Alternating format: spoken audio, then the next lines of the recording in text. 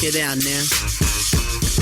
All right, August 21st, 2024. It is, 2025. I don't even know the year.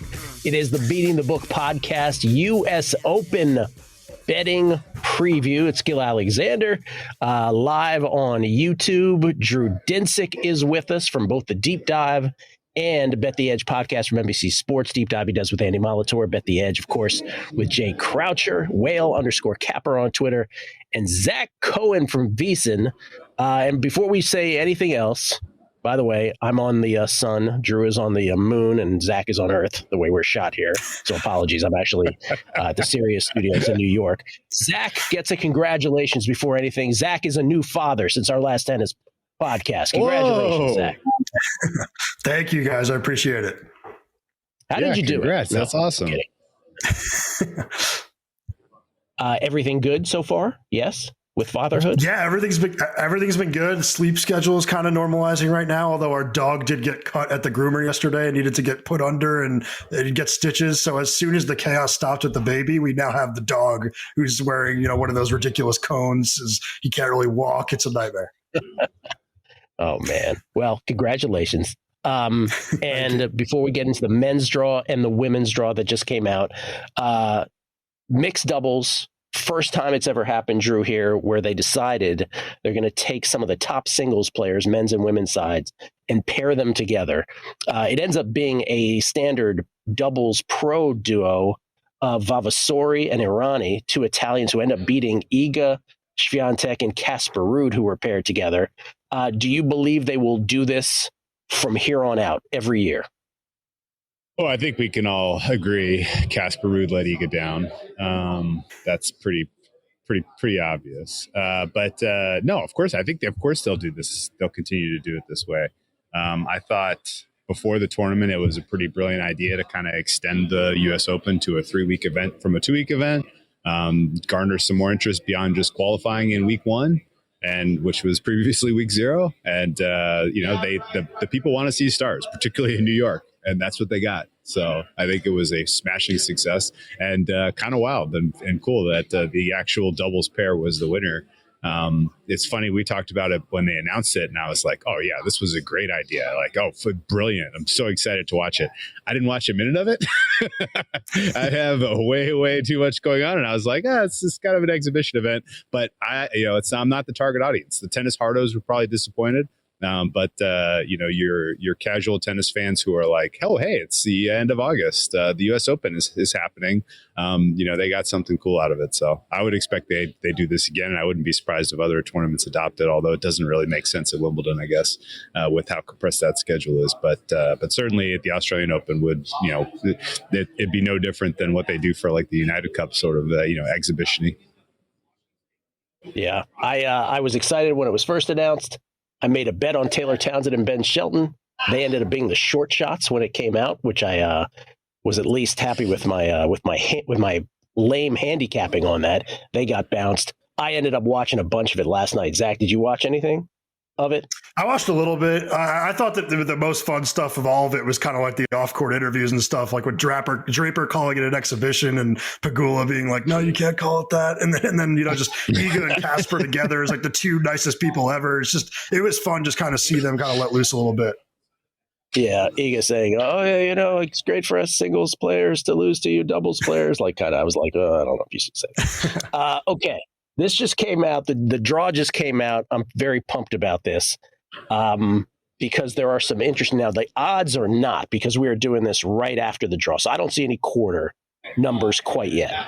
But let's start with the men's side. And I'm curious to get your guys' reactions. Obviously, the quarter numbers are what we're still waiting for. But at least we can hypothetically say, if this particular person, this particular player has these kinds of odds. Q1 first of all, with the men's side, you have the Sinner quarter, you have the Alcaraz quarter, and then you have everything else. I'm gonna say the Djokovic Fritz quarter is something else, but I'll get to it. Q1, Sinner's quarter, Tommy Paul and Jack Draper are in there. Okay. I'll skip Q2 for the second. Q3 looks like it's a Djokovic Fritz quarterfinal collision. We'll see if you guys disagree with that. Q4 is the Shelton Medvedev Q, but it's the Alcaraz quarter, in other words. Alcaraz with Shelton and Medvedev. It is Q2 that is the most jammed up. Drew, is that a generally correct assessment? I mean, I was pretty disappointed with the draw. The guys that I would have hoped to have taken a shot on ended up in Sinner and Alcaraz's quarters. So I feel like there's not a lot of players with high upside to shoot for in Q2, Q3. The Q2, again, a player, I don't know that I've made a bet on Zverev all season. And I think he's pretty clearly the choice in Q2. So I might be betting Zverev. We do have to reach the final prices, and Zverev is 10-1 out of Q2. So I think ostensibly he's going to ultimately be your favorite. You can't trust Rublev further than you can throw him, which isn't very far. You can't trust Demonauer or Khachanov, to sustain excellence over the course of 5 matches. So Zverev probably just wins, and it's going to be a very uninspiring and unsexy price to take him Q2. If there's someone way off the radar that you have your eyes on, I'm all ears to hear about it, because everybody else who's in the mix there, there a lot of qualifier lucky losers are going to end up in the mix there. And then the seeded players are all guys that I generally have a line through on my rundown. Yeah, agree with you that Zverev will be the favorite there, or the short shot. I'm a little more bullish on Demonauer, I guess, than you are. Rublev, for all of his, he gets to the quarterfinals and that's about it. Numbers are good. And there's a bunch of sort of sneaky guys with good numbers. The question is, can we trust them despite their data, which is the Khachanovs of the world, and even Felix Auger-Aliassime, who is long forgotten, it seems like, on this tour, but has spectacular numbers still. Zach, I'm curious what you think about Q2. Yeah, I had Demon written down as well. I think that he's got a pretty good draw just because he's going to be facing a lot of guys that I don't think are trustworthy at the slam level. I mean, if you look at round 4, like where he'd maybe face Khachanov or Cerundolo, like I'd just trust him to win that type of match. And then if he does face Zverev in the quarterfinals, it's just the type of match where he's a really tough player. And I don't really know what Zverev's going to look like in another high stakes match. So I think he might be worth a shot depending on the price. I do think it's probably going to be Zverev, but I do think if you're going to be making a bet, it's probably Demon. Do you agree with the assessment that it's Djokovic Fritz on a collision course for a quarterfinal in Q3?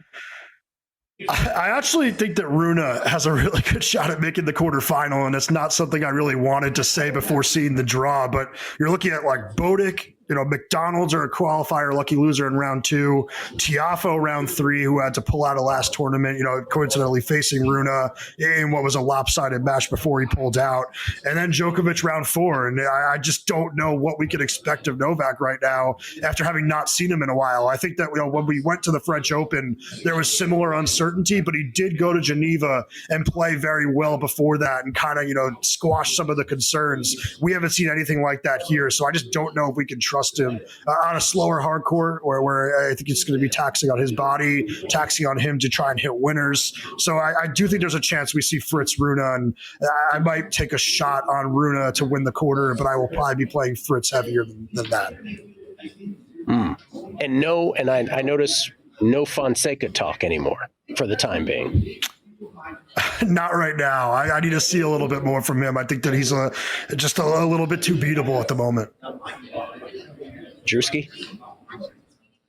Yeah, Jeff Fonseca is a player that we should all throw some cold water on, forget he exists, and then keep a very close eye on him in Australia and then the clay swing in South America.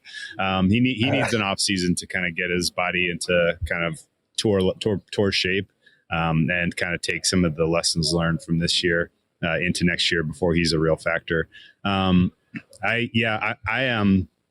I'm lost right now as far as like what a fair analysis of Djokovic is. Like, I'm not exactly sure when the end of the road is, but it feels nigh for him, just even running it out there.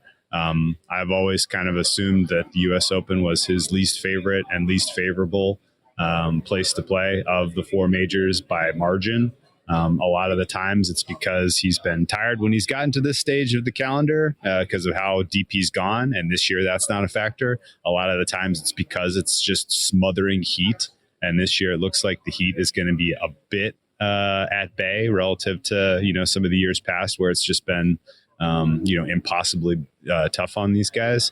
So, Djokovic making a run into, the deep into the second week wouldn't surprise me, I suppose. But nothing about the quality of play we've seen from him this year suggests that he's got, much upside to take on the top two. And right now I have him rated basically even to Taylor Fritz. So I would expect that with if Fritz makes it to that stage and Djokovic gets past Rune, assuming again that he gets past Rune without any damage, then I would guess that Fritz is probably small favorite in that head-to-head with the home crowd and with just in general the younger legs. So I would say that I would need a pretty favorable price for Djokovic over Fritz. To get involved with him in this third quarter. And ultimately, I think the fact that the third quarter is this week, plays into kind of a little bit of a head scratching overall price on Alcaraz. At this point, you can get him in the 2-1 range, which feels kind of crazy. Kind of crazy good, kind of crazy bad. Crazy not reflecting what his realistic chance of getting to the final is, and then what his fair price in the final is going to be against Sinner, if Sinner's even there. I mean, Sinner, I feel like got the toughest draw he could have asked for.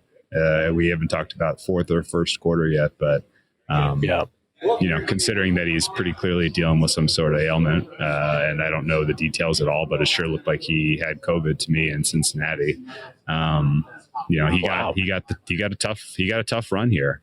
And we'll see if he's up for it and is able to kind of be at the peak of his powers come when the tournament starts on the 3 Sundays from now. 2 Sundays from now. This is Drew's thing now lately. He picks the final day of the men's draw, and he hasn't been wrong yet. He's like, nope, the men's side starts on that last Sunday. Wait a minute. I want to hear more. Correct the record on one thing, though. I've been right about the final, but I've been wrong about the correct winner of the matchup. The result of the final. Yes. In every one of the 4 head-to-heads between Alcaraz and Sinner, I've been on the wrong side now in 2025. Wow. Like, this is getting a little absurd at this point. And I've been on the right side market-wise in terms of my price versus closing price in all 4. And I have I'm 0-4 with prejudice, although you might say, well, Sinner retired. He didn't even complete the first set. Well, I was heavily into the future. I didn't even bet the match. So I lost. But it's been a pretty unique way of finding, a path to a final L in all of these men's tournaments in 2025 for me. Wait, so if Dr. Drew has Sinner with COVID, what do you have Zverev with? Because that was even more bizarre. It was, I think, and he's had a bizarre year overall, but his data still suggests he's a force to be reckoned with on hard court, and in general, he has always kind of raised his game this time of the calendar, so I'm not going to doubt it this year. Okay, let's play this game. So Q1, Sinner's quarter. If it's not Sinner, we'll just play this for the exercise. If it's not Sinner, Zach, who wins that quarter? Draper, Paul? I have Draper in that match in the quarterfinals. It was another one like Holger. It's like I don't know what to expect from him, but the draw is pretty easy for Draper up until a match with Cavalli, and I just think his serve's a little bit too good for Cavalli. So if it's not Sinner, if Sinner loses to like Popperin in round 2, which I do think is kind of like a popcorn match on hard courts, I do think the Draper would be the one. And then Q4, which is even more interesting. If not Alcaraz, Shelton, Medvedev, someone else. I guess I would say Medvedev. I mean, I have Medvedev losing to Alcaraz in round 4, but if it's not Alcaraz, I would say it's Medvedev beat him and ended up going to the semis. I do think that Medvedev, for all the bad losses we've seen over the last few weeks, like the serve numbers have ticked back up a little bit. I do think he's still really dangerous on hard courts. I know that the level has been a little bit lacking, but I do think that I don't think we can throw him out yet. I just think that on this surface, he's just about as dangerous as anybody outside of the top 4 or 5 players. I agree. And by the numbers, I still have him as a top 10 hard quarter. Still do. Yep. Drew, same questions for Q1 and Q4. If not those guys, who? It's absolutely it's Draper in Q1. I'm really, really bummed about this draw. The more you look at it, I totally get it. For Q2 is my only hope here. Yeah, but I like if you could have gotten Draper in Q2 or Q3, getting Draper in Djokovic's quarter would have been the dream. Like, oh man, that would have been sweet. No dice, and I guess maybe that wasn't even possible because Djokovic was 7 and Draper was 5. But getting Draper in Zverev's quarter would have been sweet. Not to be getting Shelton in either Q2 or Q3 for me would have been fun because I thought he had a decent chance to make a deep run here. But those are the 2 guys that I have circled of the kind of also rans here. And I mean, I think we lost Drew right there. Yeah, we lost Drew. We'll work on Drew. Zach, you can still hear me? Yep, I can hear you. Okay, so for you, does that mean you are betting Draper Q1 and taking a shot on Medvedev Q4 or no?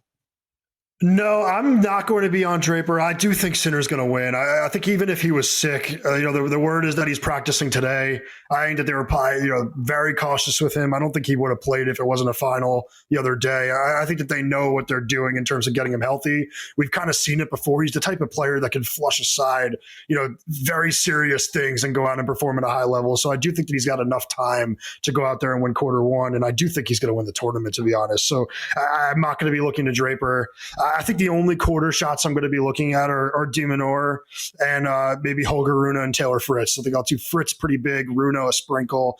And I do think I'm going to have a little on Fritz to win the tournament, which is the type of play that I don't expect to win. It just seems like a really good value at 30-1. I just think you look at the last 52 weeks, Tennis Viz and Tennis Data Innovations, they have, shot quality scores for, pretty much every shot there is. And he's top 10 in serve, return, forehand, backhand. He's tied with Alcaraz and Sinner in terms of hard court wins in that time span. I just think he's unbelievable on this surface and pretty clearly, the 4th best player in the world right now. So I think 30-1 for him at a home tournament is just a really good value. Taylor Fritz, 4th best player in the world. You got to use this just to clarify. Yeah, for me, it's. I'd love to see what the price is on De Minaur in Q2, and I am actually kind of curious about. And I know he hasn't done anything in a long time, but there's something about Auger-Aliassime's number. Where if it's some ridiculous number, I'd love to see what his quarter number is on that. But De Minaur is really where my eyes go on all this. And honestly, Medvedev is a little sneaky there in Q4. It's still Carlos, so I don't know that I'll pull the trigger on it, but it's I just think a lot of eyes will go to Sheldon, and Medvedev is still a top 10 player. So it is, but the bottom line is it is a tough draw to sort of find a lot of bets. We got Drew back. Yep. So any pre-flop bets here, quarter my whole station went sideways. Yeah, you're good. We hear you now. Audio is okay? Yeah. Uh-huh. Okay, sorry about that. Yeah, no, I guess I just want to point out a couple things. Alcaraz, for what it's worth, does not play especially well at this venue. Does not play especially well at night. I think there's certainly a window of opportunity for either Medvedev to take him out head to head, or some surprise he ejects himself from this tournament against a much lesser player, like we saw with Van de Zandschulp. I don't know exactly who that player is. His first 3 matches all look pretty soft to me. But in a world where he gets ousted, I still like Shelton a lot. And I think he probably is representing the bottom half of the draw in the final if anything happens to Alcaraz. I don't think Shelton necessarily has the chops to beat Alcaraz head to head. So I'm not going to, I'm not like dying to get his quarter price at all. And then same thing for Sinner. Like I'd like to hear and see that he has made it to New York and recovered.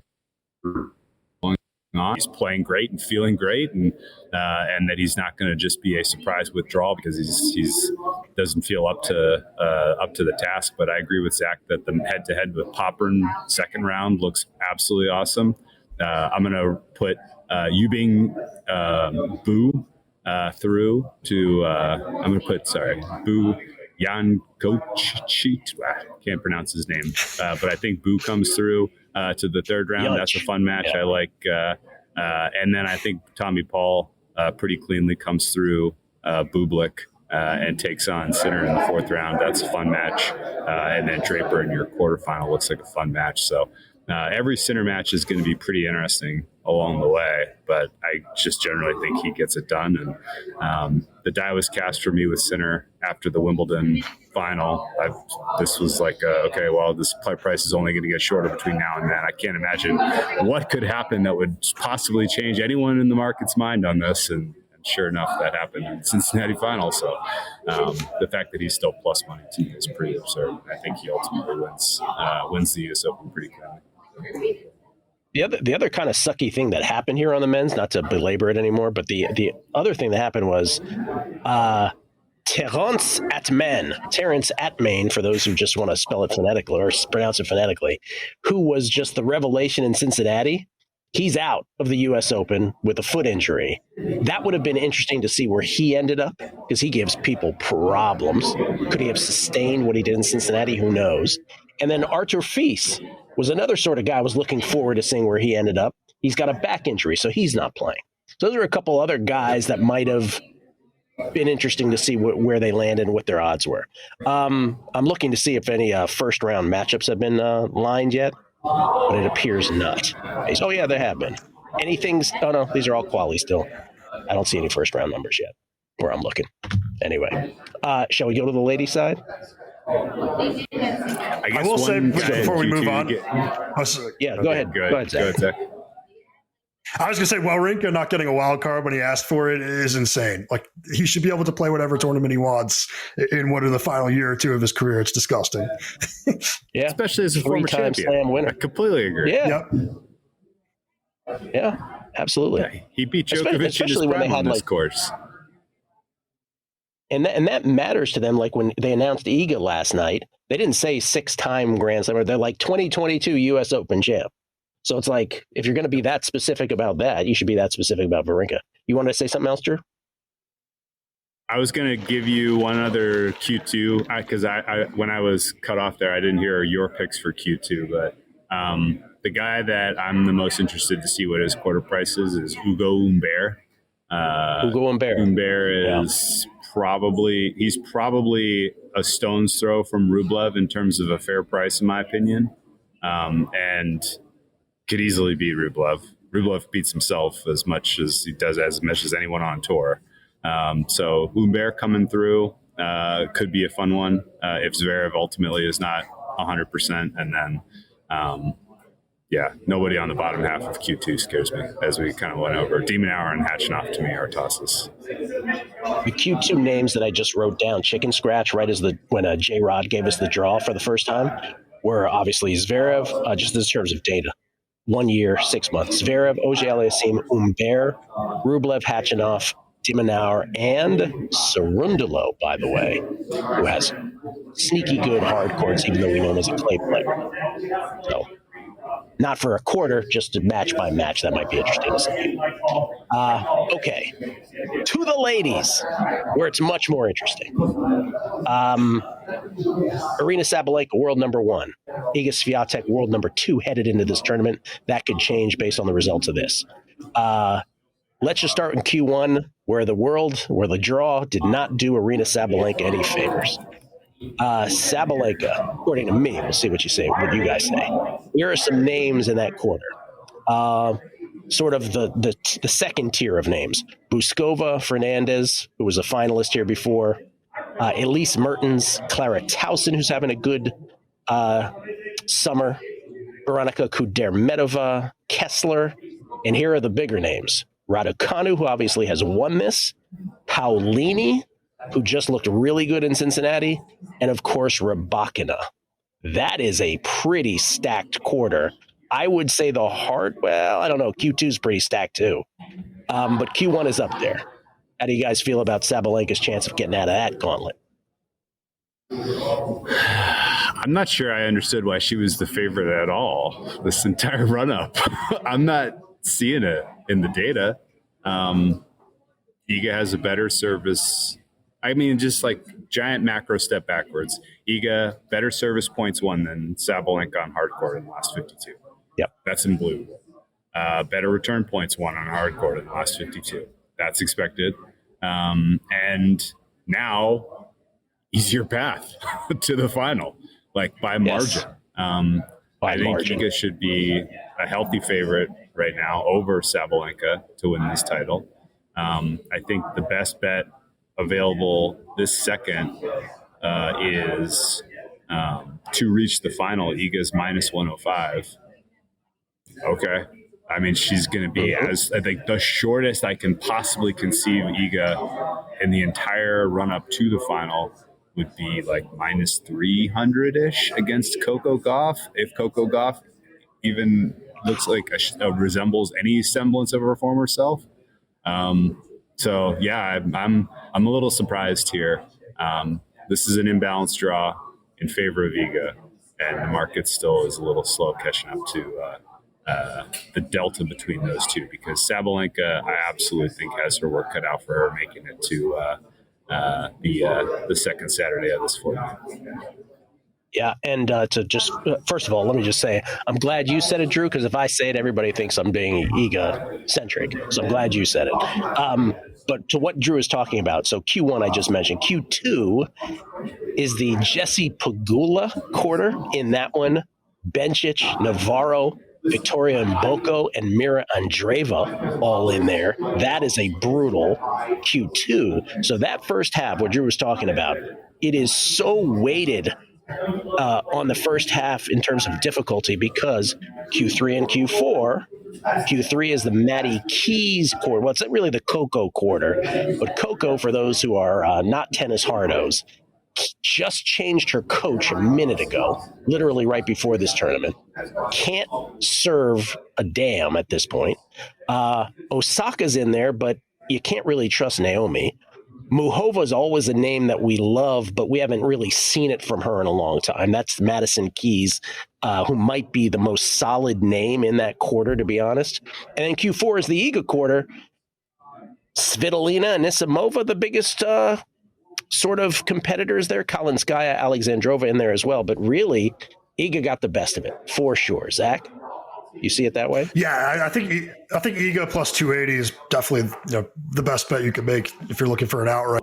I just think, look at the last month or so. I mean, 5-6 weeks, whatever it is, the serve is right up there with some of the best in the world now. That is one of the few places where people maybe had an edge over her, and I think some of the footwork has gotten even better, which is crazy because she's been one of the best in the world in terms of that. So I think they've gotten that forehand right, which is now one of the biggest shots in the sport, and backhand always has been. So I think that's why we're seeing more success on quicker courts. And as you guys said, like, the draw seems very, very reasonable. So I'd be really surprised if she's not at least in the final. And I do think I would love to have her at plus 280 in that match. I think she's going to win this tournament. I have a few bets already in at Bookmaker from earlier in the summer, plus 350, plus 348. I would bet her at 3-1 as well, given the draw now. And let me just say this, what you just touched on there, Zach, in all of my Iga proclamations, famously, which were, one, she'll win double-digit majors.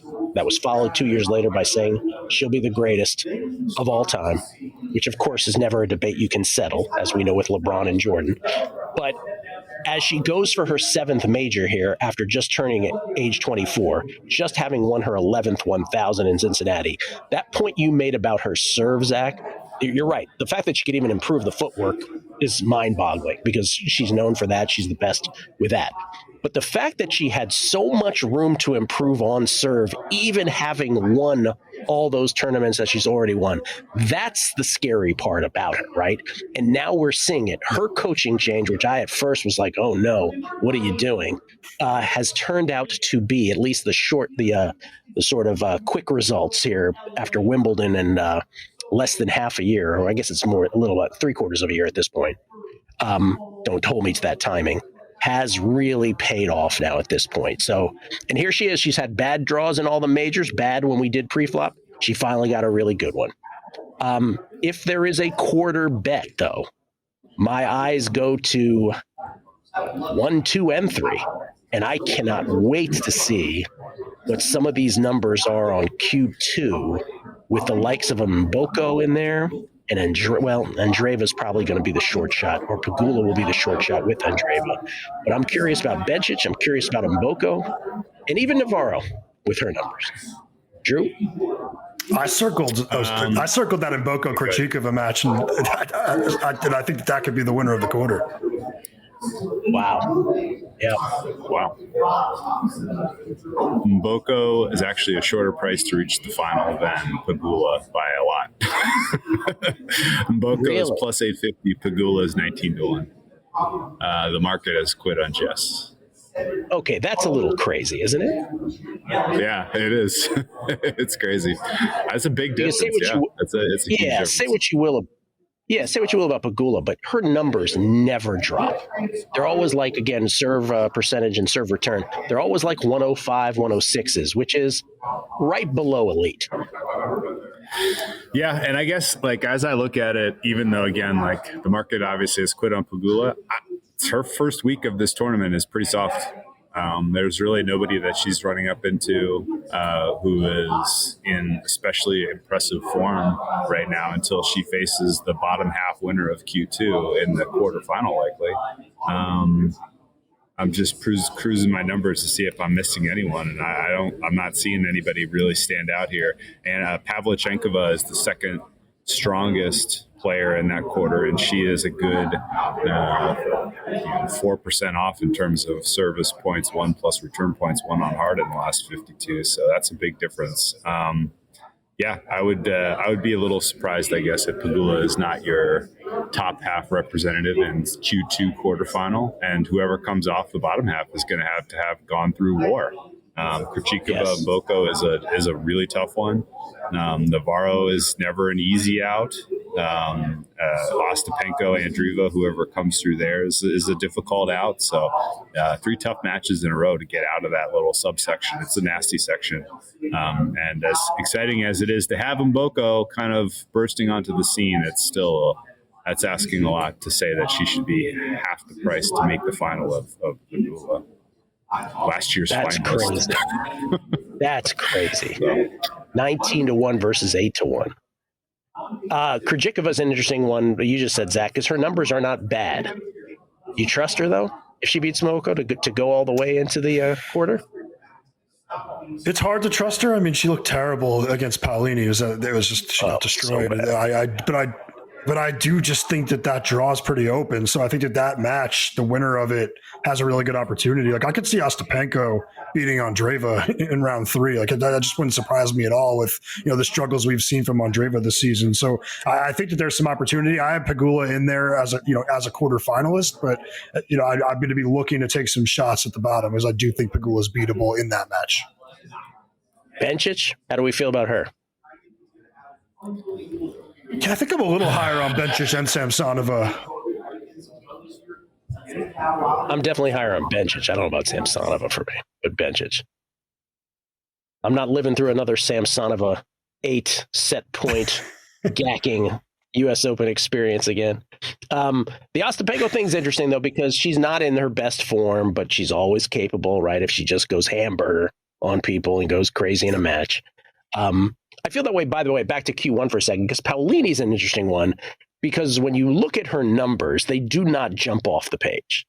And yet, in Cincinnati, she was fantastic up until, of course, she had to face Iga. But I just wonder about what's the pricing on a player like that. Could you really put your money behind that in Q1? I'm not sure I could. but it's an interesting. That would be I'd the one love for to me. see what that number is. Yeah, depending on what her number is, that could be the one. Yeah, there's some Shelton to her, and then I think that she plays better in big moments when other players tighten up. And I thought she looked pretty good against Iga in the final. Honestly, she was competitive in that match, and she's had Rybakina's number over the last few matches. So I do think in round 4 that matchup sets up well for her.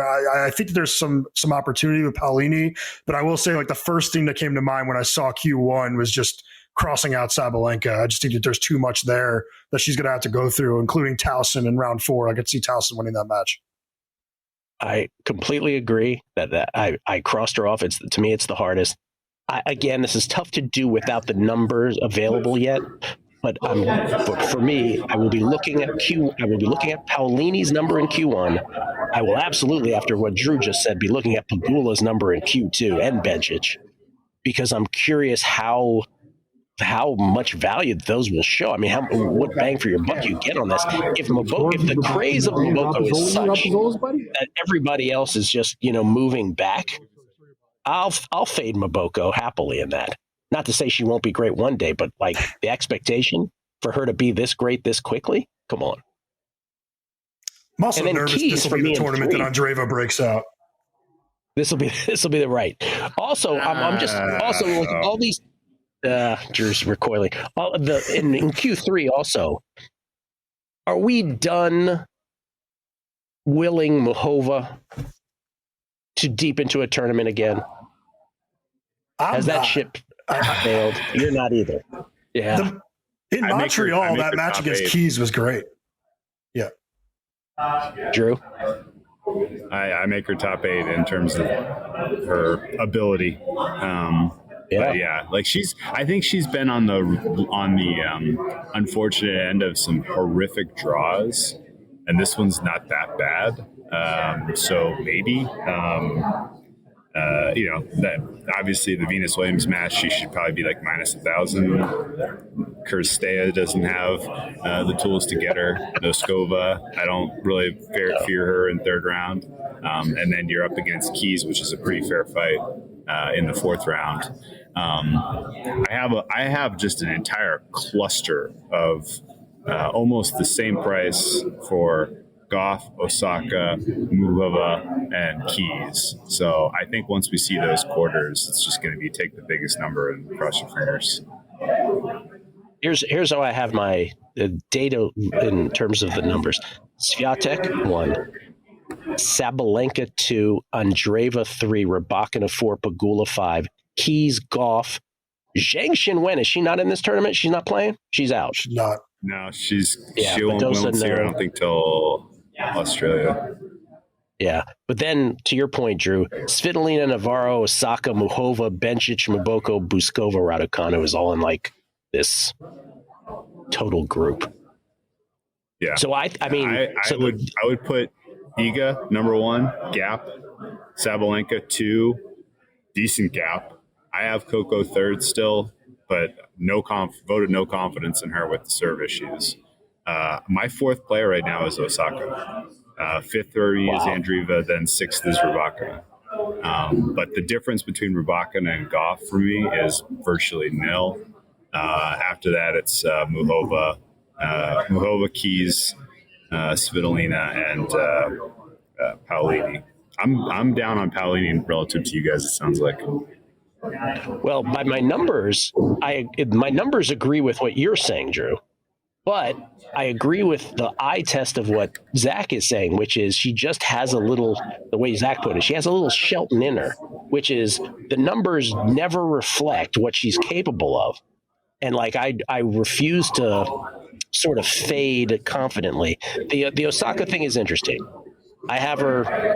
I actually you're right. It depends if I'm doing 1 year numbers or 6 month numbers. Because 6 month numbers, she's right up there, and her 1 year numbers are great too. So, do we think maybe she's the opposite of Paolini?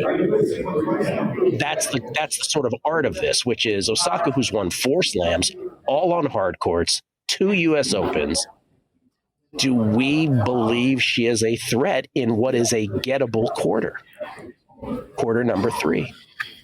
If I'm Iga, that's the only player I'm afraid of running into between the start of this tournament and the final. Osaka. That's a potential. You wake up a little sweaty that morning. If you're me and you have as much Iga as you have in your pocket. Yeah. I think I know that feeling. You're like, oh, God, so, I can't believe nobody punched Osaka out of this tournament. Now Iga's got to do it herself. That spooks me a little bit because I didn't, people would probably expect seeing Osaka in like the I don't know, maybe late teens, early 20s in terms of fair neutral rating. But the reality is her hard court numbers are so much better than her clay and grass that I just toss the clay and grass and stick to the hard court. And right now her service points won plus return points won is almost 106%. 106. That's what I got her at. 106 and 106. Yep. So that's third. That's effectively third best in this group. I mean, it's tied with Coco. That's crazy. It is crazy to think because if you don't have access to the data, you would never think of her that way. I don't believe. No. So, which brings us to, and again, I apologize that we're doing this right after the draw came out. So before we want to get this out right after the draw, but the quarter numbers are not out yet. So Zach, doing that exercise we just did at the end of the men's, where is so Q4 I'm going to throw out because that's Iga. But Q1, Q2, Q3, I think I'm looking for bets in all three of those. You? Yeah, so I think it's Paolini for me in Q1. Q2, like I said, I'll be looking at Mboko and Krejcikova's prices. I can't promise I'll be on anything, so check the website. I'll be writing about it. Q3, I think I'm going to be on Mukova because it's not like we talked about willing her to late in the tournament. Like she's just had some really bad injuries, like to her wrist, her arm, ones that literally stopped her from hitting a two-handed backhand, and she's now hitting that again. So now that she's healthy, like I do rate her as a top 10 player again. And, she might face Maddie Keys in round 4. We just saw them play in Montreal in a match that very easily could have gone the other way. And I think it's the type of match that, it will go the other way the next time they play because of how close it was. And I just am not willing to write her off as a top player. I just think she's got too many, just strong skills that other players don't have, like a serve and volley game, a strong net game. And yeah, like I said, now that she's hitting the backhand again, I think she's as tough to beat as anyone. So she's probably my favorite play in that Q3. Talking about Muhova. Yeah. Okay. And I think we're kind of postulating you're going to get the best price there, right? I mean, that's probably going to be the fourth of those four prices. And I think we all agree, like Coco, Keys, Muhova, Osaka in whatever order you want. And honestly, you could probably slide them around based on confidence and put Coco fourth, and I wouldn't really fight you. and say like, whoever has the best price of those four, shoot for it. No, but that's exactly right, what you said, is so people understand. What we're anticipating is we get that Keys and Goff are going to be the shortest shots. Our ability to extract value from Keys, which we sort of did before the Australian Open, right? Where I was like, what do you think about Maddie Keys? That's gone. So where will the value be? Muhova and Osaka in Q3. Q2, I didn't expect that it would be Pegula, but based on what you just said earlier, Drew, Pegula, Bencic, to me, are the two I'll be looking at. And then Q1 for me, I agree with you, Zach, Paolini. Drew, those names sound about right to you? Yeah, Bencic is not listed to make the final, so I'm guessing you're going to get a big fat number on her for Q2. I'm not talking about final. I was talking about quarter. Yeah. No, I'm just saying, like, I can't even extrapolate what it would be because she's not even listed for the final. So it's going to be a big number. And I wouldn't stop anyone from betting Bencic, but I think ultimately, I think Pegula comes through Q2. Osaka Mukova as your Q3 final sounds right. My data would lean Osaka head to head there, but again, at price, it's probably going to say take Mukova. Iga, I think, wins Q4 without dropping a set. And then in Q1, I'm not feeling the confidence in Paolini, but have always had a blind spot for her. I would take Rybakina Sabalenka as your likely final there. But, there's opportunity for Sabalenka to trip on Towson. There's opportunity for her to trip on, if Mertens gets there, that's a tough matchup for Sabalenka. So, Sabalenka, Rybakina, with the head-to-head we have recently in pocket, I already have some Rybakina outright at 10-1. I wouldn't bet it now knowing where she is in the draw. I doubt my numbers say it's plus EV currently, but the die is cast. So pulling for a Rybakina over Pegula on the top and Iga over Osaka on the bottom is what my most likely outcome is here. That would be awesome. Can I just say this also? Because I feel like we don't get to talk very often, so I just want to say this when I have the opportunity.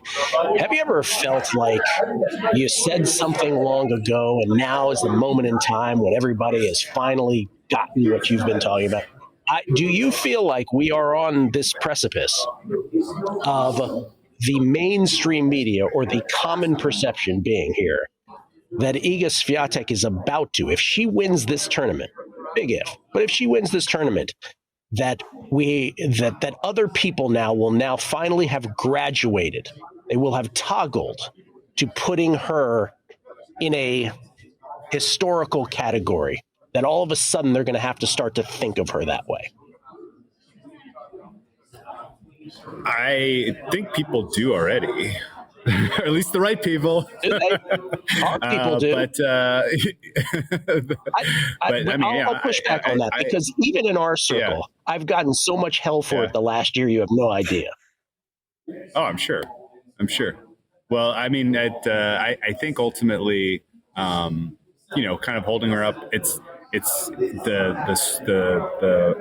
rare air that Serena got to in terms of number of titles is kind of distorted perception on what is the greatest of all time, and people want to comment on the greatest of all time, and as opposed to just like generationally impossibly good, which is what Iga is. And I think ultimately the reality is Serena played in a weak era of women's tennis. Like those were not good tournaments at all. Like the Serena era, women's slams were not as good and entertaining as the men's slams. We have totally turned the flip the script to where now the women's slams are the draw. Like the women's matches in week 1 and week 2 are up to the final are going to keep you entertained, and then the men's final will steal the show apparently, but or not in the case of Cincinnati. And I think the fact that the tour itself is so complete with good foils for Iga, it makes it a fun handicap and is keeping people from just embracing the greatness. But even more than that, what was it like? Man, I swear I texted you this during the Australian Open. Like when she just completely undressed Navarro in that was it the quarterfinal? Yes. It was like it was a no contest against the top 8 player in the world at the time, and it was like, oh my god, like if she could like carry this on at this level, like she's calendar slam this year. Like that was my feeling in the moment. And then there was the weird, like I swear this mattered. And it should not have, but the weird like double bounce that she didn't like call, and everybody got upset about, and like the whole sideshow that spun out of that, like that like affected her. And like there is a weird thing about sort of like when Iga is rolling and when she can play bully ball and she is playing with the confidence that she's playing with now, like get out of the way. Like seriously, like there's only a couple of things that could really derail her. A head-to-head with Osaka, or Daniel freaking Collins saying something in the media that gets echoed into infinity and kind of distracts her, right? Like it's weird, random stuff like that can kind of take her off her game, but not anything you can do on the court. Not anymore, right? It's not a matter of like somebody's tennis on a given day shows up and she can't handle it. Like it's all the external stuff only the external stuff at this point that really, kind of forces a wobble. And completely agree. Yeah. The double bounce thing was very prescient on your part. Yeah. it was so weird in the moment too, because you were like, that didn't matter. Like it really didn't. Right. I promise you, Emma Navarro was going to lose that match. Didn't matter whether she called the point or not. Just real quick, if we are handicapping the U.S. Open as a group next year this time, and if we are talking about what do you think the chances of Iga getting a calendar slam or winning her 6th straight, women's slam title, will not be surprised. Last thing, because I know, Drew, you got to go.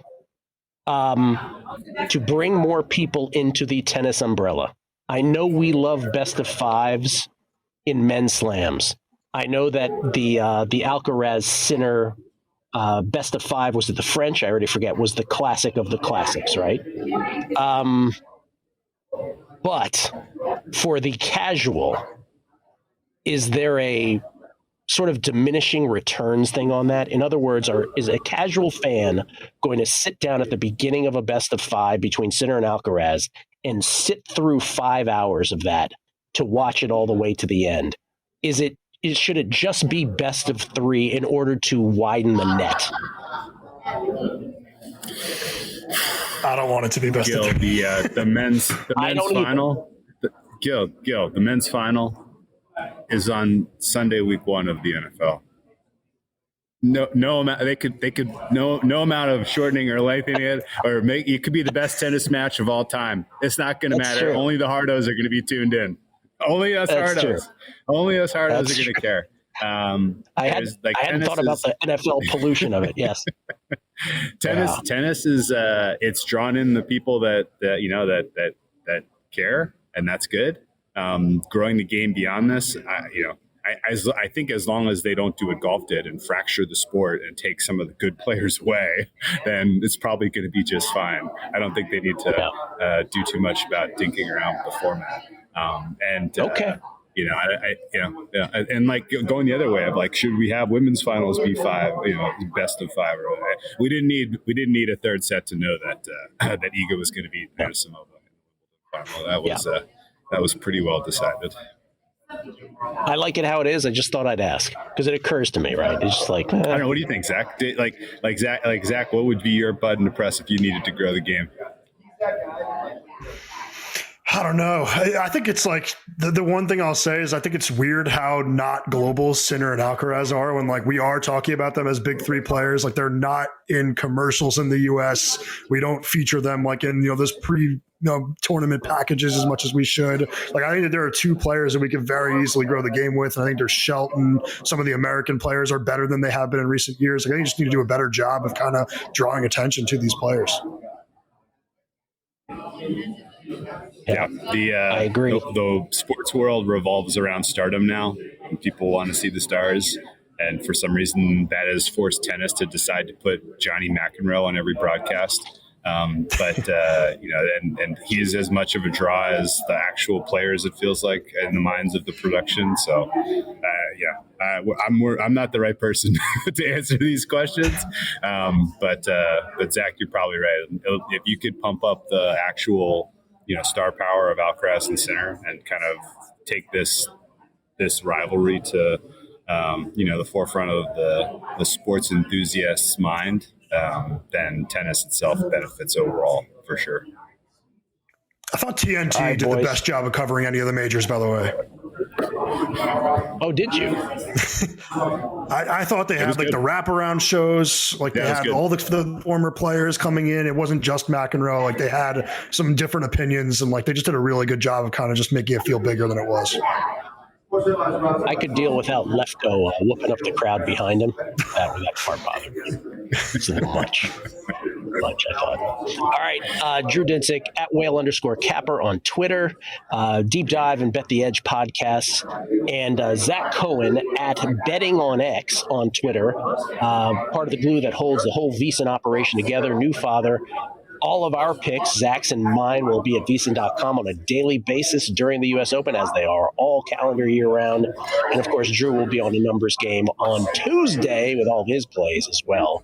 Tournament starts on Sunday, 3 days from now. Thank you, Drew. Thank you, Zach. Good luck to you with all your bets at the U.S. Open. Hope we said something here that cashes big. Thanks for listening.